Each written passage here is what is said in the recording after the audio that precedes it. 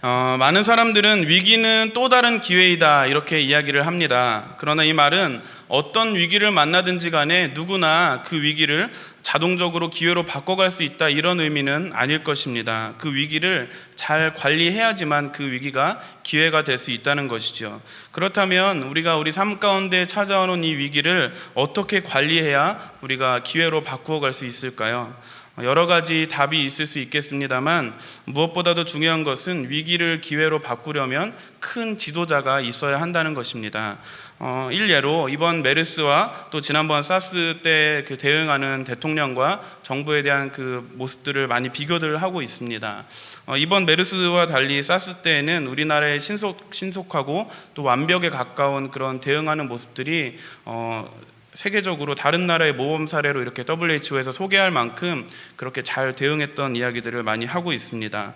이처럼 위기가 기회로 바뀌려면 무엇보다도 큰 지도자, 오늘 본문으로 말한다면 큰 용사가 있어야 한다는 것입니다. 위기의 시대가 큰 용사를 만날 때 어두운 현실은 변하여 새로운 소망의 빛이 비추게 되는 것이죠. 오늘 본문 앞부분인 1절에 보시면 하나님께서 이스라엘이 저지른 죄악 때문에 그들을 미디안 사람들의 손에 7년이라는 시간 동안에 넘기시게 됩니다. 위기를 만난 것이죠. 어찌 보면 앞선 사사기 4장에서 여선지자 드보라 때 이스라엘의 범죄로 인해서 20년 동안 가나안 왕 야빈의 손에 넘겨졌던 그 시간들을 떠올려 본다면 이번에 이 7년이라는 시간은 그리 길지 않게 느껴지는 것도 같습니다. 그러나 문제는 7년이라는 시간의 양이 아니라 질이 문제인 것입니다. 이스라엘은 지금 7년을 70년 아니 700년처럼 고통스럽게 느끼고 있습니다. 그래서 이스라엘 백성들은 너무나 힘든 시간을 보내고 있는 거예요. 왜냐하면 미디안의 적들이 너무나 악하고 치졸하기 때문인 것이죠. 이 미디안의 적들은 지금 생존권마저도 위협하고 있는 것입니다. 그래서 이스라엘 백성들이 산으로 도망을 쳤다는 것이죠. 미디안 족속들이 얼마나 치사한 사람들이냐면 다른 대적들은 쳐들어 오더라도 그냥 자치권은 인정해주고 또 그들이 먹고 사는 것에 대해서는 거의 터치를 하지 않았습니다. 근데 이 사람들은 파종 때만 되면 쫓아와가지고 다 망쳐놓는 거예요. 그러니까 평지에 살 수가 없어서 결국에는 산속으로 도망가고 거기에 토구를 만들어서 그렇게 살고 있었던 것이죠. 이렇게 앞선 20년의 그 고난보다도 더 힘들었던 7년의 시간을 지금 이스라엘 민족들이 보내고 있다는 것입니다. 이것이 이제 오늘 본문 바로 앞부분까지의 이야기입니다. 이스라엘이 이처럼 말할 수 없는 고통과 위기를 만나게 된 그때 하나님께서 이 위기를 기회가 되게 하시려고 한 인물을 부르시는데 그 인물이 바로 큰 용사여라는 칭호를 듣게 된 기드온이라고 하는 사람입니다. 그렇다면 이제 우리는 궁금해지기 시작합니다. 하나님께서 부르시는 큰 용사란 과연 어떠한 사람일까요? 그에게 어떠한 자질이 있었기에 그를 큰 용사라고 그렇게 부르신 것일까요? 세상의 큰 용사와 성경 속의 큰 용사는 어떻게 다를까요? 이에 대한 대답을 오늘 우리가 함께 두 가지로 나눠서 생각해 볼 것인데요. 은혜와 책임이라는 두 가지의 단어로 함께 설명해 보려고 합니다. 함께 나눠보려고 합니다. 첫 번째, 큰 용사는 끝까지 은혜의식을 붙잡고 살아가는 사람입니다. 함께 따라할까요? 은혜의식. 네, 세상이 말하는 큰 용사의 자격은 그저 싸움 잘하고 용맹하고 지략이 뛰어나고 가공할 만한 힘을 가지고 있는 그런 사람입니다. 원래부터 위대한 지도자가 될 만한 그런 자격을 구비하고 있는 사람이죠. 잘될 나무 떡잎부터 알아본다 이것이죠. 그러나 성경이 말하는 큰 용사는 이러한 사람이 아니라 하나님의 은혜로 만들어지는 사람이라는 것입니다. 하나님께서 은혜를 덧입게 하셔서 큰 용사로 삼아주시고 그를 인정해 주는 것이지 부르심을 받을 때부터 큰 용사의 자격을 갖추고 있는 사람은 없다라는 것입니다. 하나님의 기준이 워낙에 높으시기 때문에 그분의 마음에 쏙 드는 자격을 갖추고 있는 사람을 찾아보기란 결코 쉽지 않다는 것입니다. 인간은 다 부족하고 허물투성이라는 것이죠. 거룩하신 하나님의 기준 앞에서 합격 통지서를 받을 수 있는 사람은 그 누구도 없다는 것입니다. 그렇다면 여러분 중에 이렇게 질문하고 싶은 분들이 계실 것입니다. 목사님, 합격 통지서 받은 사람 성경에 보니까 많던데요. 요셉도 있고 다윗도 있고 바울도 있고 많잖아요. 맞습니다. 그들이 합격 통지서를 받아서 거룩한 하나님 나라의 사역에 동참하게 된 건 맞습니다. 그러나 기억해야 될 것은 그들이 합격할 만해서 라기보다는 합격되도록 하셔서 합격 통지서를 받게 되었다는 것입니다. 이것이 중요한 것입니다. 마치 이런 거예요. 제가 몇 년 전에 신학대학원을 졸업하고 청소년 사역을 좀 더 체계적으로 잘 해보고 싶어서 이제 기독교 교육학 박사과정에 입학 원서를 넣었습니다. 그런데 입학 전형 중에 한 가지가 무엇이었냐면 이제 교수님 두 분이 들어오셔서 영어로 된 교육학 논문을 보여주시고 이거를 해석해 보라는 거예요. 근데 저는 한국을 되게 사랑하거든요. 그래서 영어를 되게 못합니다. 그래서 이걸 해석을 해야 되는데 막 당황하고 있었죠. 근데 그 교수님 두 분 중에 한 분이 저를 되게 예뻐하셨어요. 그래서 그분이 막 교육학 공부하라고 꼬시기도 하시고 하셨는데, 그래서 그분이 어떻게 해서든지 저를 붙여주고 싶으신 거예요. 그러니까 자기가 해석을 다 하시는 거예요. 자, 이렇게 되고, 자, 목사님 이런 뜻 맞죠? 이렇게 물어보시는 거예요. 그래서 저는 얼떨결에 네? 그랬더니 합격. 그렇게 돼서 합격을 했습니다. 물론 1년 공부하고 끝까지 공부를 마치지 못하고 포기를 했지만 그렇게 합격의 은혜를 누렸습니다. 이 이야기를 왜 드리냐면 앞에서 말씀드린 그것이죠. 우리가 합격될 만해서 합격된 것이 아니라 성경에 있는 많은 인물들이 하나님께 쓰임받을 만한 자격과 자질을 갖추고 있어서가 아니라 하나님의 일방적인 은혜로 그들에게 기회를 주셨다라는 것입니다. 인간은 누구도 그분이 정하신 그 의로운 기준에 도달할 수가 없습니다. 우리들이 가지고 있는 그 어떤 자격이나 자질로는 큰 용사로 부르심을 받을 수 없습니다. 그저 의롭게 여겨주셨기 때문에 가능하다는 것입니다. 그래서 우리가 예수님을 믿어서 구원받았다는 말도 우리가 믿음이 좋아서 구원 얻었다는 말이 결코 아닐 것입니다. 우리가 어떻게 주님을 믿습니까? 말이 안 되지. IQ가 150이 된다고, 가방끈이 길다고, 돈이 어마어마하게 많다고 믿어지는 게 아니잖아요. 동정녀에게서 예수님이 태어났다, 부활 사건, 무리로 걸으신 사건, 어떻게 이것들이 이해가 되어집니까? 믿습니다 수백 번 외친다고 믿어지는 것이 아니라는 것이죠. 그분께서 우리로 하여금 믿게 하셔서 믿은 줄로 믿습니다. 우리는 모두 다 부족해요. 여러분 저를 한번 보시겠어요? 딱 드는 느낌이 무엇입니까? 요새 갈수록 머리숱도 부족해지고요, 또 키도 좀 부족하고, 그렇죠? 만약에 제가 이 얼굴에 키만 좀 더 컸으면 저는 여기 안 있습니다. 연예계로 나가서 지금 장동건보다 더 잘 나갈 것입니다. 근데 여러분 지금 웃으시면서 저를 보시는데 저만 보지 마시고 여러분의 상태도 한번 보세요. 모두가 다 아쉬워요. 특별히 새벽에 만나면 더 아쉽고요, 화장 전에는 더 아쉽고요. 엄청 아쉽습니다. 제가 지금 얼굴만은 말씀드렸는데도 이렇게 아쉽습니다. 만일 더 나아가서 우리들의 삶의 모든 영역을 전체적으로 이렇게 평가를 하게 된다면 우리의 아쉬움은 더 커질 것입니다. 죄송합니다만 어느 누구도 하나님으로부터 큰 용사로 부름받고 쓰임받을 만한 그런 자격이나 자질을 갖추고 있는 사람이 저와 여러분 중에 한 분도 안 계시다는 것입니다. 그런데 참으로 놀랍게도 그런 우리를 향해 기드온을 그렇게 부르셨던 것처럼 큰 용사여라고 부르고 계십니다. 기드온이나 우리나 큰 용사의 자격을 갖추고 있지 못합니다. 본문을 보시면 기드온을 큰 용사로 부르실 때 기드온의 모습이 어땠습니까? 소심한 겁쟁이와 같은 모습입니다. 11절을 보시면 그는 먹고 살기 위해서 미디안 사람들 몰래 포도주 틀에서 밀을 타작하고 있었습니다. 한번 화면을 보여주시겠어요?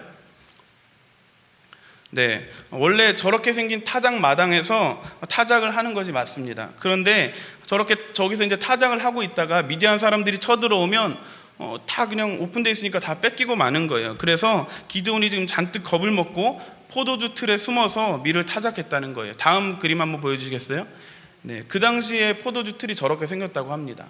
여러분 저 그림을 보시면 아시겠지만 당시의 포도주 틀은 구덩이의 형태를 띠고 있어서 그 안에 사람이 숨을 수 있게 그렇게 생겼다는 것입니다.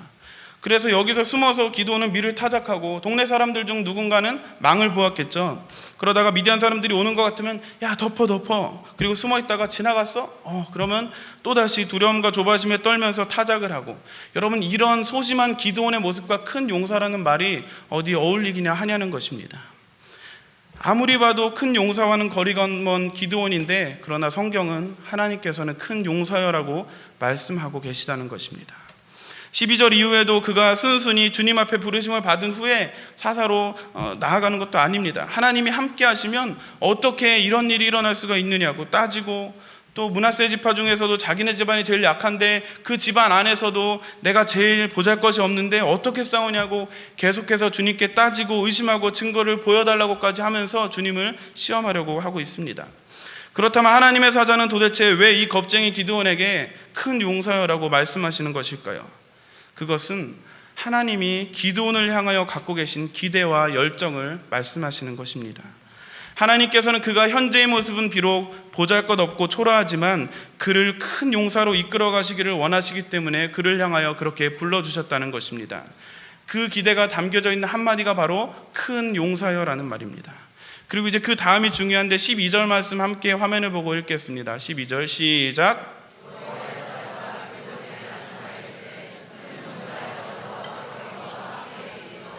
아멘. 한없이 소심한 겁쟁이 옆에 함께 계셔서 끝까지 동행해 주셔서 마침내 그를 큰 용사로 등극하게 해주시겠다는 것입니다. 함께하고 계시겠다는 것입니다. 좀 더 쉽게 예를 들어보겠습니다. 이라크 재건을 위해서 군대를 파병합니다. 이제 별 2개를 달고 있는 투스타가 비행장에 나가서 이제 막 비행기에 탑승하려는 그 파병 군인들을 향해서 이렇게 외칩니다. 대한민국의 위대한 병사들이여, 조국이 당신들과 함께할 것입니다. 자, 이렇게 말할 때 그들 모두가 위대한 그런 병사의 모습은 아닐 것입니다. 실제 전쟁이 일어나면 맹렬히 싸울 사람도 그 중에 있지만 도망치거나 아니면 죽기 싫어서 죽은 척하고 있는 사람도 분명히 그 안에 있을 것입니다. 그저 기대와 바람을 말하는 것이겠죠. 힘들겠지만 조국을 빛내는 위대한 병사가 되어달라고 부탁하는 것입니다. 기대와 바람, 이것이 바로 은혜라는 것이죠. 그 어떠한 자질도 어떠한 자격도 없지만 하나님께서 그런 우리를 기대하시고 함께 하시고 이끄셔서 큰 용사로 만들어주시겠다 선언하고 계신 것입니다. 그 선언 속에 들어와 있는 인생, 그 하나님의 은총의 역사 속에 붙들린 생애, 그 생애가 바로 기드온이고 저와 여러분인 줄로 믿습니다. 그래서 우리가 은혜의식을 붙잡고 살아가야 한다는 것입니다. 우리에게는 하나님 앞에 내세울 만한 것도 없고 또 반듯한 것도 없고 하나님이 예뻐해 주실 만한 윤리적인 도덕적인 그런 근거도 없지만 우리는 담대할 수 있습니다. 왜냐하면 우리는 은혜로 부름받은 존재들이기 때문이라는 것입니다. 우리가 아직 죄인 되었을 때 그리스도를 십자가에 못 박게 하셔서 하나님의 사랑을 확증하셨다는 것입니다. 무언가 준비되고 하나님 앞에 그럴싸한 모습으로 나아가고 사람들 앞에 선행을 베풀 때가 아니라는 것입니다. 우리가 완전히 바닥을 칠 때, 우리가 가장 절망적인 상황을 만나 하나님 없다고 소리치고 그분을 의심하고 원망하고 불순종하며 죄에 빠져 허우적거리는 생애들이었을 때 하나님의 사랑이 우리에게 임하였고 우리를 긍휼의 자녀로, 은혜의 자녀로 삼아주셨다는 것입니다. 한없이 초라하고 연약하고 패배와 좌절 속에 살아가는 부족함 투성인 우리를 거룩한 나라, 왕같은 제사장이라고 불러주시고 그 자리로 이끌고 계시고 마침내 거기에 이르게 하실 줄로 믿습니다. 우리 주님은 우리를 이렇게 주인공 되게 하시기 위해서 옆에 함께 뛰어주시는 코치이자 감독이십니다. 이번에 유니버시아드 대회가 끝났는데 금메달을 목에 거는 선수 가장 가까이에는 늘 코치나 감독이 있습니다. 그런 빛나는 조연들이 있기 때문에 메달을 목에 거는 주인공이 탄생하는 것이겠죠. 주님께서 저와 여러분의 인생 가운데서도 친히 조연의 자리에 서셔서 우리를 금메달의 시상대 위에 설 때까지 멈추지 않으시고 포기하지 않으시고 친히 이끌어 가시고 인도해 가신다는 것입니다. 그러기에 우리들이 금메달 시상대 위에 서게 된다 할지라도 거기서 우리의 그 영광을 우리의 의로움이나 우리의 자랑으로 공로로 내세울 수가 없는 것입니다. 우리가 얼마나 큰 은혜를 입었는지 은혜의 의식에 붙잡혀 살아가는 사람들이라면 나의 나됨을 하나님이 친히 만들어 가신 것임을 신뢰하며 감사하며 그분께 모든 박수 갈채를 돌려야 합당한 것입니다. 우리의 메달도 영광의 트로피도 아름다운 꽃다발도 다 그분의 것입니다. 왜냐하면 겁먹고 도주하고 있는 패전병과 같은 저와 여러분을 큰 용사로 불러주시고 대접해 주신 분이 우리 하나님이시기 때문이라는 것입니다.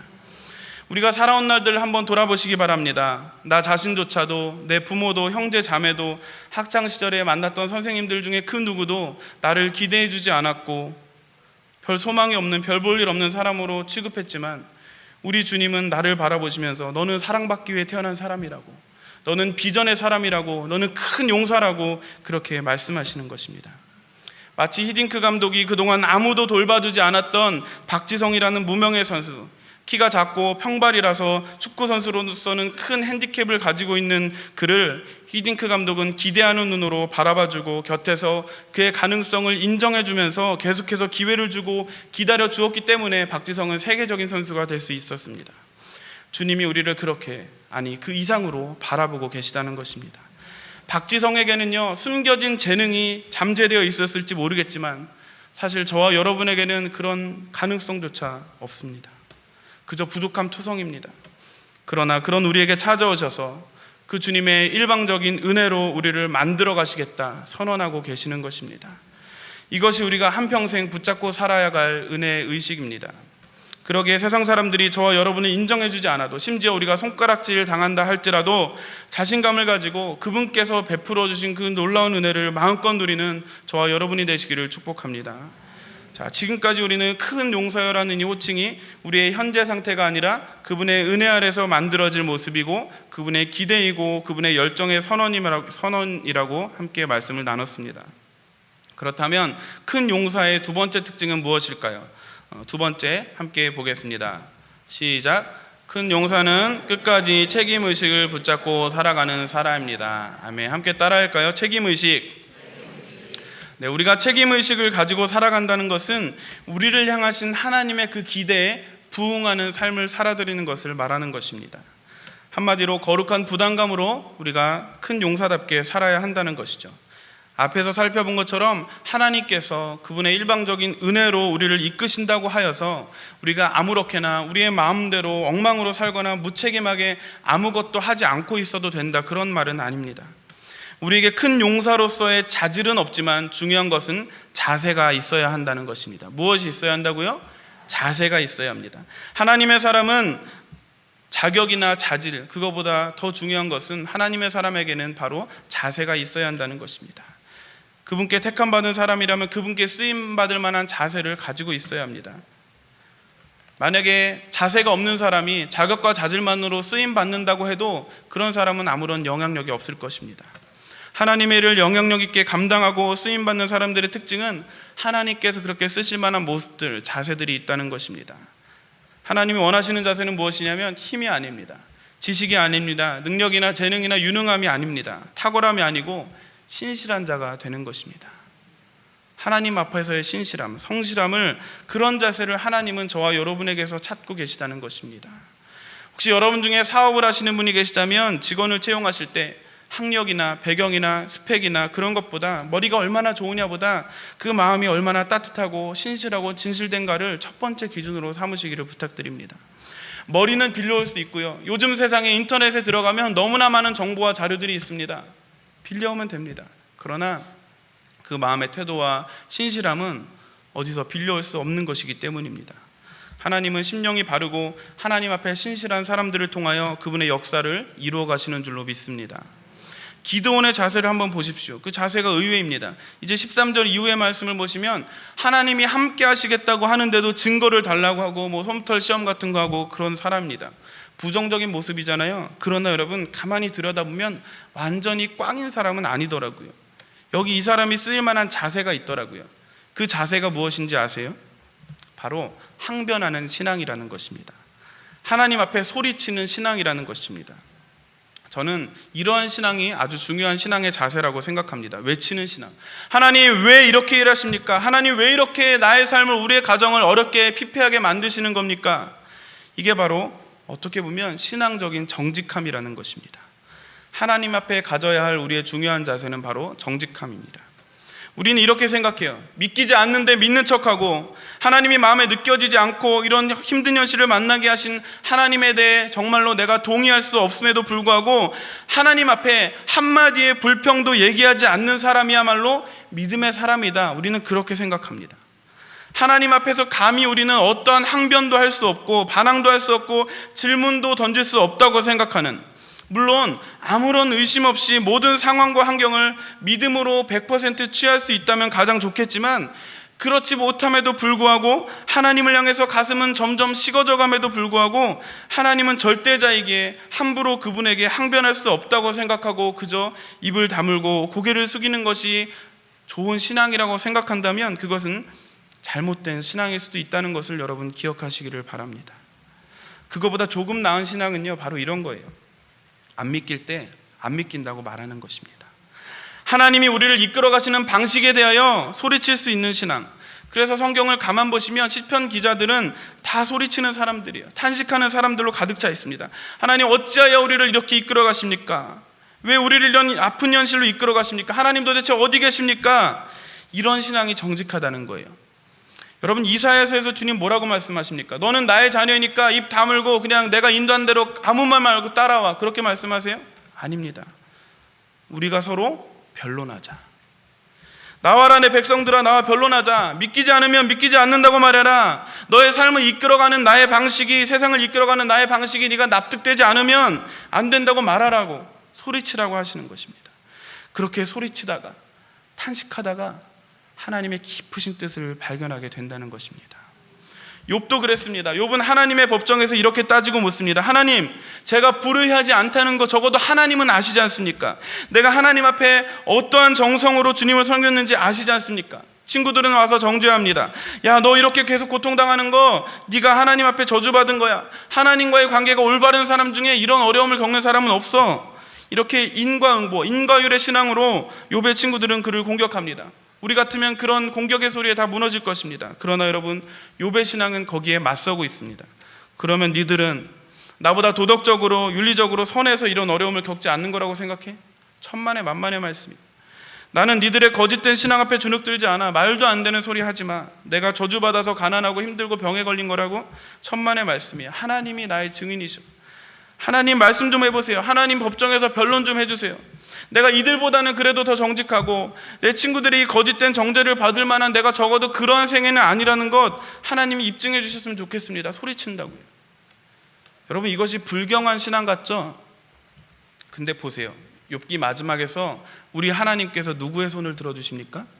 욥의 손을 들어주십니다. 진짜 잘못된 신앙은요, 이렇게 거짓된 공격 앞에 무너져 버리는 게 잘못된 신앙이라고요. 당당히 견디시기를 바랍니다. 잘못된 신앙으로 다가오는 것도 문제지만 그 앞에서 소리치지 않고 포기해버리는 것도 더 큰 문제라는 것입니다. 하나님을 만나기 위해서는 소리쳐야 돼요. 이해가 안 된다고 말씀하시는 거예요. 그냥 여러분의 수준에서 맞게 하나님을 찾으면 되는 거예요. 제가 주일학교 때 전도사님이 기도하면 다 된다고, 무조건 의심하지 말라고 기도하라고 하셔서 저희 힘든 가정의 상황을 놓고 기도했는데 조금도 나아지지 않는 거예요. 그래서 전도사님한테 여쭤봤더니 너 의심했지? 네, 조금이요. 그래서 안 된 거야. 여러분, 어떻게 인간이요 순도 100%의 의심 없는 자리로 갈 수 있겠냐고요. 물론 하나님을 믿죠.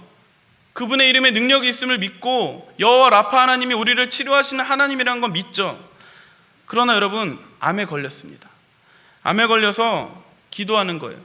100% 고쳐주실 줄 믿습니다. 여러분, 그런데 기도하는 중에 조금의 의심도 들지 않을까요? 정말 막 확신과 기쁨과 소망이 넘쳐날까요? 아니죠, 여러분. 한 번씩 의심이 찾아오는 것이죠. 근데 그거 고침받지 못했다고 너 의심했지? 그래서 그런 거야? 그렇게 말하면 안 된다는 것입니다. 100% 의심 없는 기도의 자리로 나갈 수 있는 인생은 없습니다. 어떻게 하는 게 좋은 기도입니까? 있는 모습 그대로 정직하게 드리는 기도. 내 모습 그대로. 하나님, 저의 믿음 없음을 도와주세요. 주님을 100% 신뢰해야 되는데 저의 믿음이 이것밖에 안 되는 거 용서해 주시고, 그러나 주님을 믿고 내가 당신의 신실하심을 인정하며 그 권능을 바라보니 도와주세요. 여러분, 이게 왜 나쁜 기도냐고요. 정직한 기도, 아름다운 기도죠. 지금 이 기도원의 모습 속에서 우리가 귀하게 발견해야 되는 것이 바로 이런 정직함이라는 것입니다. 틀린 게 아닙니다. 물론 그렇다고 해서 이 모습 그대로 끝까지 가면 안 되겠죠. 오해하시면 안 됩니다. 끝까지 원망하고 항변만 하는 그런 인생으로 살아가자는 것이 아니라고요. 다만 때로는 우리의 원망과 우리의 불평과 하나님 앞에 탄식하며 부르짖음이 그분을 만나고 경험하는 자리에 도달하기까지 반드시 건너가야 될 지점이 될 수 있다는 것을 기억하시기를 바랍니다. 부모와 자녀 간에도 부모가 자녀에게 권위만을 내세우면서 어떤 경우에도 항변하거나 토를 달거나 질문할 수 없어. 넌 무조건 나한테 복종해야 돼. 여러분, 이런 관계가 좋은 관계일까요? 표면적으로는 큰 갈등 없어 보이고 조용할 수 있겠지만 속으로는 상처가 조금씩 나다가 어느 순간 골마 터지겠죠. 인격적이신 우리 하나님은 자녀인 우리들과 그런 관계를 맺고 싶지 않으신 것입니다. 때로는 변론도 하고 항의도 하고 질문도 하며 함께 더불어가는 그런 삶, 그것을 주님은 원하신다는 것입니다. 사랑하는 여러분, 여기서 우리는 그동안 우리가 너무나 간과하고 있었던 신앙인의 자세 하나를 다시 소중히 붙잡아야 합니다. 그것은 무엇이냐면 우리들의 믿음의 수준에 맞는 모습으로 하나님 앞에 서야 한다는 것입니다. 분수에 맞게 나아가는 신앙입니다. 여러분, 우리의 분수를 너무 높게 잡으시면 안 됩니다. 나의 분수를 정확하게 진단해야 합니다. 중요한 것은 우리의 분수를 정확히 알고 우리의 그 믿음의 분량을 차근차근 넓혀가는 일을 우리가 해야 한다는 것입니다. 그런데 우리는요, 자꾸 나는 한 계단밖에는 못 건너갈 사람인데 막 50계단 뛰어넘을 수 있다고 말하는 걸 믿음이라고 착각한단 말이에요. 그 허황된 꿈을 믿음이라고 말하고 그런 것들을 막 부추깁니다. 그게 믿음이라고. 여러분, 어떤 교회는요, 하도 부흥이 안 되고 목회가 어려우니까 맨날 전도 집회만 하는 거예요. 전국의 유명한 전도왕이라는 분들은 다 매주 초청을 해서 간증을 듣고 하는데, 하루는 엄청나게 센 분이 강사로 오신 거예요. 이분이 이제 전도를 작정하고 그분의 얘기는 저 뒤에 눈에 보이게 그래프를 붙여놔야 된다, 이렇게 말씀을 하시는 거예요. 근데 보통 이분에게 있어서 100명은 전도도 아니에요. 100명은 전도도 아니고 100명이 전도야 됐어 그런 거 하나님 받지도 않아. 아무리 작아도 1000명 이상은 작정해야지. 믿음의 크기가 그거밖에 안 돼. 막 이러니까 막 할머니 권사님들이 막 5000명 작정하고 막 장로님들이 막 10,000명, 20,000명씩 작정을 하고 그걸 믿음이라 말하고 믿음대로 될지어다 막 붙여놓고 막 된다는 거예요. 의심하는 자는 믿음이 없다는 둥, 하나님께 한 방 맞을 거라는 둥. 여러분, 너무나 창피한 기독교의 모습입니다. 여러분, 자꾸 우리는 믿음을 이런 식으로 이해한단 말이에요. 허황된 것을 된다고 말하는 것을 믿음이 좋다라고 이야기한단 말이죠. 우리가 할 수 없는 것을 할 수 있다고 말하면서 자기 최면을 거는 것은 결코 경건한 신앙, 수준 높은 신앙이라고 할 수 없습니다. 내 수준에서 내 분수껏 섬길 수 있는 섬김의 모습을 인정하고, 그러나 지금 이 모습 부족하지만 조금 더 나은 모습으로 나아갈 것을 하나님 앞에 간절히 매달리고 붙잡으며 한 걸음 한 걸음 나아가는 신앙, 그 신앙이야말로 건강한 신앙이라는 것입니다. 내가 서 있는 수준에서 분수껏 하나님 앞에 차근차근 나아갈 때 하나님께서 그 귀한 자세를 기쁘게 여기시고 그를 사용하신다는 거예요. 제가 청년 때 큐티하다가 결단과 적용으로 결단한 것 중에 하나가 무엇이냐면 양치할 때 물 수도꼭지를 잠그는 것, 그리고 쓰지 않는 그 전등은 꺼놓는 것, 이거를 제가 청년 때 작정을 하고 지금까지도 그것을 지키려고 노력을 합니다. 그런데 반전이 있어요. 그런 반면에 저는 밤에 잘 때 노트북을 잘 안 끄고 잡니다.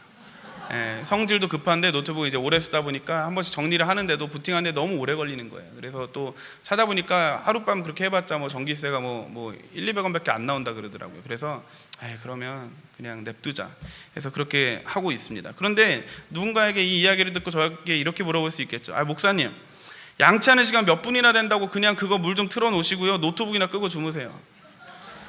그게 더 환경과 에너지를 생각하는 겁니다. 만약에 이 이야기를 제가 듣는다면 어떨까요? 저는 사실 별로 부끄럽진 않습니다. 왜냐하면 그게 제 수준이거든요. 거기까지가 제 분수거든요. 전 그거밖에 그냥 안 되는 사람인 거예요. 수돗물은 잠그고 전등은 소등하면서 밤새 노트북은 켜놓는 수준이 그냥 저의 수준인 것입니다. 당분간은 이렇게 살 것 같습니다. 그러나 저는 제 수준에서 할 수 있는 몸부림을 치는 거거든요. 그게 정죄당할 필요가 없는 것입니다.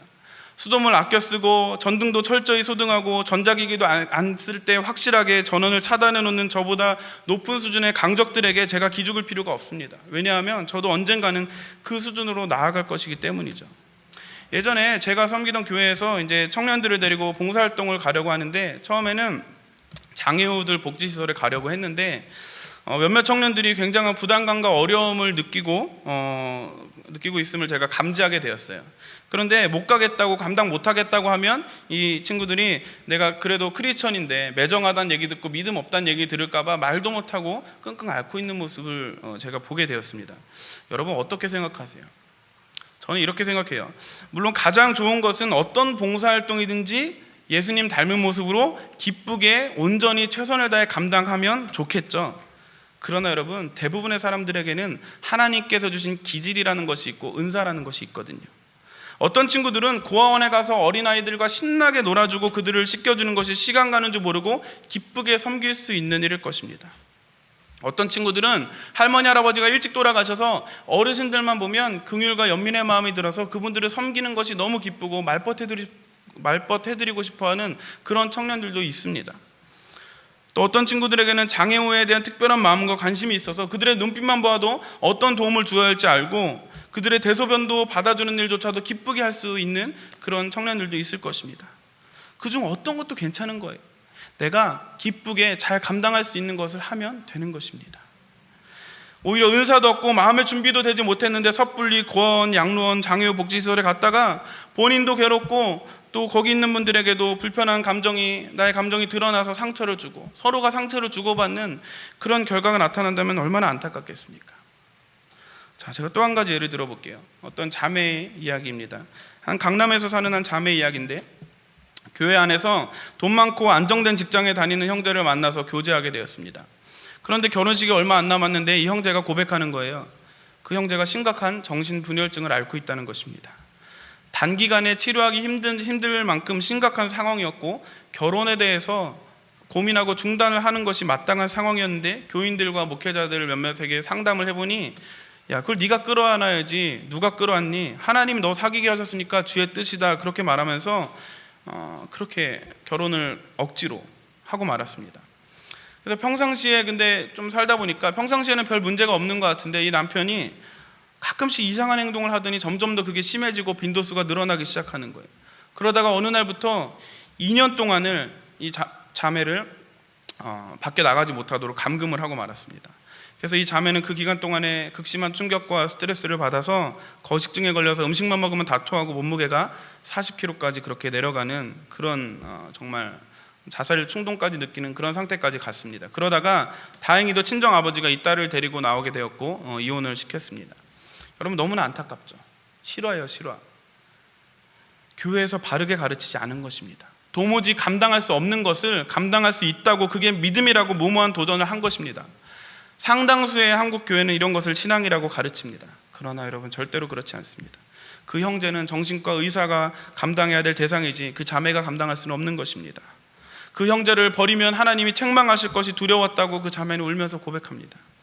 여러분, 우리 하나님이 그런 하나님이신가요? 그렇게 알고 계시다면 여러분, 잘못 아시는 거예요. 감당할 만한 수준에서 자신의 믿음의 수준과 분수를 알고 거기서부터 시작을 해야 하는 것입니다. 정신분열증을 앓고 있는 심각한 상황을 어떻게 감당하냐고요. 그 자매의 분수는 그냥 평범한 신앙을 소유한 젊은 그냥 자매예요. 질투도 많고 쇼핑하는 것도 좋아하고 너무나 평범한 자매인데, 정말 예수님과 같이, 마더 테레사와 같이, 손장원 목사님과 같이 특별한 희생의 길을 걷는 자들만 감당할 수 있는 높은 경지의 사람들이나 감당할 수 있는 현실을 감당하겠다고 말하면서 그것을 믿음으로 이해하고 나아갔다가 결국에는 만신창이가 되고 만 것이죠. 여러분, 스파이더맨 아시죠? 스파이더맨은 30층 높이의 건물에서도 가볍게 뛰어내릴 수 있습니다. 그러나 우리는 안 됩니다. 난 할 수 있어, 스파이더맨도 하는데 나 왜 못해? 뛰어내리면 어떻게 될까요? 우리는 아직 그 분량이 아닌 거예요. 우리는 계단 3개 정도 뛸 수 있는 거예요. 우리는 하도 뻥튀기 기독교를 배워서 오늘 제가 드리는 이런 말씀이, 이런 설교가 되게 시시하게 들리실 거예요. 원래 이런 설교하면 인기가 없어요. 불가능도 가능케 된다고, 어떤 문제든지 하면 된다고, 믿습니다 외치라고 막 하고, 이런 메시지가 여러분이 더 듣고 싶은 메시지일지도 모르겠습니다. 그러나 여러분, 오늘 이 메시지를 시시하게 여기지 마시기 바랍니다. 하나님은 우리의 모습 그대로 정직하게 나아가는 사람을 원하십니다. 정죄받지도 마시고 죄책감을 갖지도 마시고, 여러분의 수준에서 할 수 없는 것을 감당하는 것이 결코 여러분의 책임이 아니라는 거예요. 그러나 여러분, 다시 한번 강조드리지만 분수껏 하나님을 섬기는 신앙에 대해서 또 오해하시면 안 됩니다. 우리의 게으름이나 헌신하지 않는 모습에 대해서 핑계대라는 것이 아닙니다. 점점 더 발전해 나아가야겠지만 오늘 나의 수준에 맞게 내가 섬길 수 있는 부분을 섬기라는 것입니다. 할 수 없는 것 할 수 있다고 하지 마시고요. 여러분, 질문하고 싶습니다. 여러분이 할 수 있는 것에서부터 시작하고 계십니까?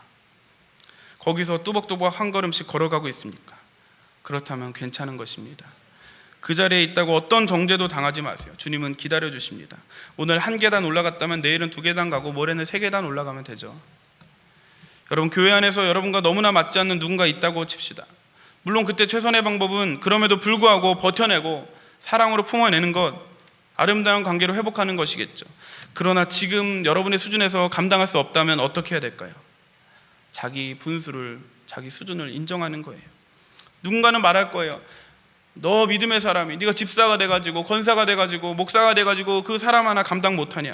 그러나 여러분, 거기에도 정죄당할 필요가 없습니다. 그를 사랑으로 품어내지 못하는 여러분의 모습을 정죄하고 자책하지 마시기 바랍니다.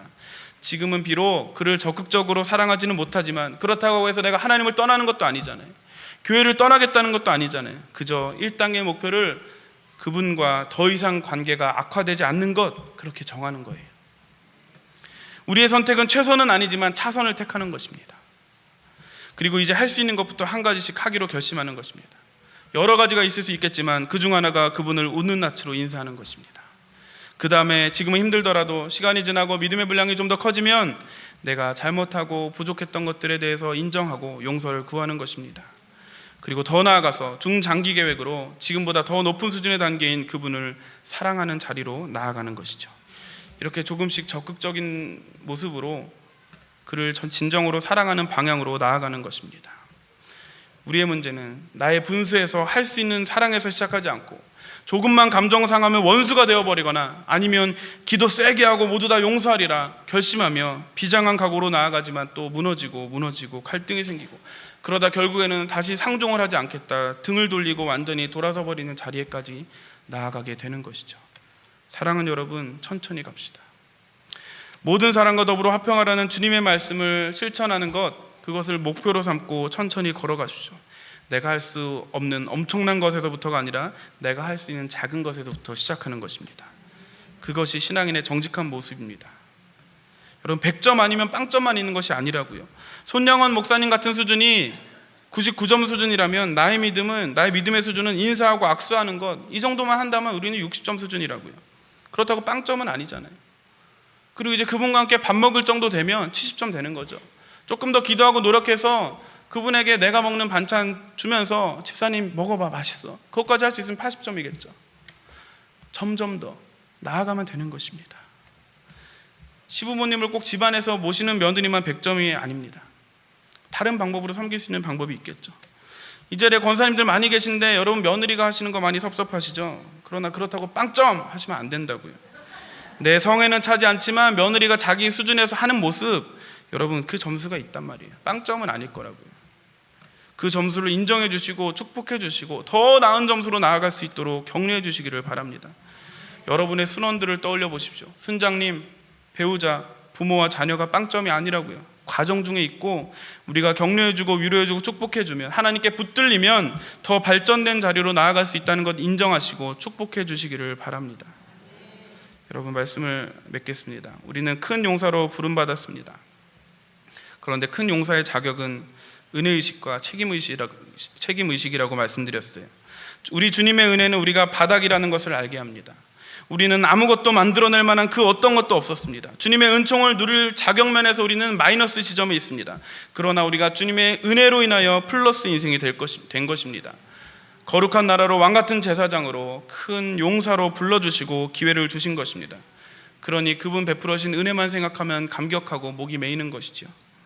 그런 주님 앞에 합당한 반응은 정직한 모습으로 나아가는 것입니다.